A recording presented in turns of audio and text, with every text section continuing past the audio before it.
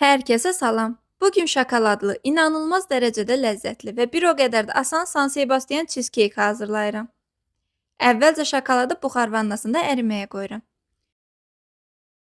Bu vaxt 4 ədəd yumurtanı qaba əlavə edib, üzərinə 1 stəkan şəkər tozu əlavə edirəm və mikserlə ağarıb köpüklənənə qədər çalıram. Ardınca krem pendiri əlavə edirəm və qarışımda topak qalmayana qədər çalıram. Daha sonra üzərinə qaymaq, 2 yemək qaşığı qarıqdal nişastası, 2 yemək qaşığı kakao və 5 damcı qaymaqlı vanil aroması əlavə edirəm. Hamısını tam qarışana qədər çalıram. Ən sonda əritdiyim şokoladı da əlavə edib yenidən qarışdırıram. Və kütləmiz hazırdır. Qəlibə yağlı kağız yerləşdirirəm və uzun hissələrini kəsirəm.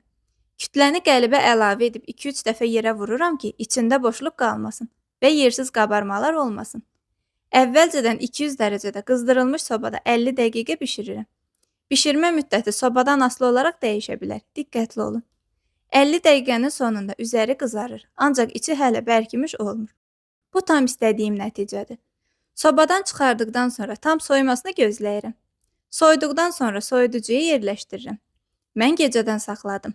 Amma ən azı 6 saat soyuducuda qalmalıdır. Nəticədə çox dadlı, çox ləzzətli, dondurma dadında, yumuşaq San Sebastian cheesecake hazırdır. Hazırlayan hər kəsə indidən nuş olsun. Videonu bəyəndinizsə like edib dostlarınızla paylaşmağı unutmayın. Hələlik!